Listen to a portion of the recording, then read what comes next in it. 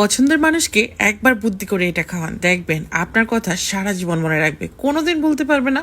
যতদিন বেঁচে থাকবে শুধু আপনার কথাই মনে রাখবে, কেননা এটা এমন একটা জিনিস মুখে দেওয়া মাত্রই কিন্তু একদম রাজকীয় একটা টেস্ট পাবে, আর এটা টেস্ট একদমই ভিন্ন। আই হোপ 99% মানুষই জানে না যেটা চুলায় তৈরি করা যায় এত সহজে। নামি দামের ব্র্যান্ডের যে বিস্কিটগুলো আমরা কিনে আনি সেটা কতটা স্বাস্থ্যকর কম বেশি সবারই জানা। বিস্কিট তৈরি করতে আমার লাগবে ঘি, আর এটা তো আমার নিজের হাতে তৈরি করা ঘি, যদি কারো লাগে নিতে পারবেন। আর এই তো এখানে আমি ঘি নিয়ে নিলাম প্রায় 1 কাপের মতো। আমি হাফ কাপ ঘি এখানে অ্যাড করে দিলাম, যদি আমার প্রয়োজন লাগে আমি আর একটু অ্যাড করব। আমার চিনিও লাগবে, তো চিনিটাকে কিন্তু আমি একটু ব্লেন্ডার জারে ব্লেন্ড করে নিলাম। আপনারা চাইলে শিলপাটারেও পেটে নিতে পারেন। 1 চিমটির চেয়েও কম একটু লবণ অ্যাড করলাম, খুবই সামান্য, কিন্তু বেশি দেওয়া যাবে না। চিনি আর ঘি খুব ভালো করে মিশিয়ে নিতে হবে। এই তো এখন আমি এখানে অ্যাড করে দিচ্ছি ময়দা, অবশ্যই ময়দা দিতে হবে। আর দিয়ে দিলাম হাফ টিস্পুন পরিমাণ বেকিং পাউডার, বেকিং সোডা না কিন্তু, হ্যাঁ। এখন হাত দিয়ে খুব ভালো করে একটা ময়ান তৈরি করতে হবে।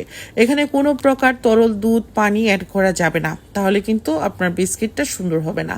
আর এই বিস্কিট কিন্তু আপনি 6 মাস পর্যন্ত রেখে খেতে পারবেন, বাচ্চাদের টিফিনে দিতে পারবেন। এটা অনেক বেশি সুস্বাদু একটা বিস্কিট, একবার খেলে মানে এর স্বাদ আপনার জিভে লেগে থাকবে, অসাধারণ লাগে।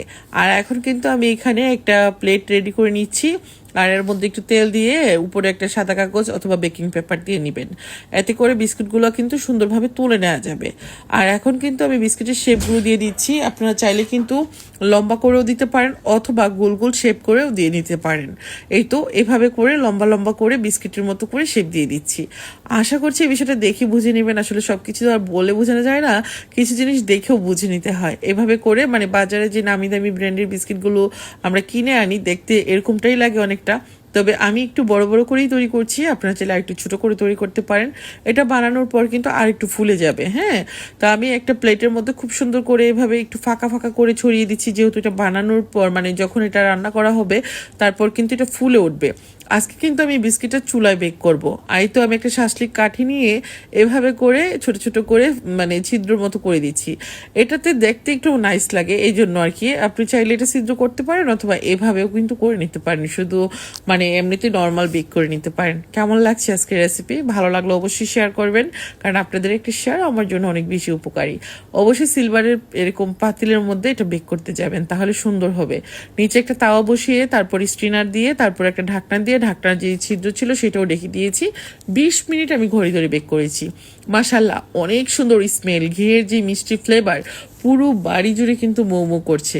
আচ্ছা, আরেকটা কথা বলি, যদি কারো ঘি লাগে অবশ্যই আমার কাছ থেকে অর্ডার করে নিয়ে নিতে পারবেন। মানে কি বলবো, ঘিয়ের যে একটা স্মেল আমার পুরো বাড়ি জুড়ে কিন্তু মৌ মৌ করছে। আপনি যখন বানাবেন আপনার বাসায় কিন্তু এরকম হবে। আর বাচ্চাদের টিফিনে কিন্তু এরকম 2 পিস বিস্কিট দিয়ে দিলে যখন খাবে ওরা কিন্তু অনেক বেশি এনার্জি পাবে। এই তো আমি স্ক্রিনের উপর ফোন নাম্বারটা দিয়ে দিলাম, কারো ঘি লাগলে বা বাটার লাগলে এই নাম্বারে ফোন করে অর্ডার করে নেবেন। আর এটা আমার নিজের হাতে তৈরি করা ঘি, অনেক বেশি সুস্বাদু, অনেক বেশি হেলদি। আমার নিজের হাতে তৈরি করা জিনিসগুলো আমার কাছে এত ভালো লাগে, যখন আমার পরিবারের মানুষরা খেয়ে বলে এত বেশি সুস্বাদু আগে কখনো খাইনি, তখন কিন্তু আমার অনেক ভালো লাগে। প্রশংসা পেতে সবারই তো ভালো লাগে, তাই না? এভাবে করে তৈরি করবেন আর প্রিয়জনদের প্রশংসা গুড়িয়ে নেবেন।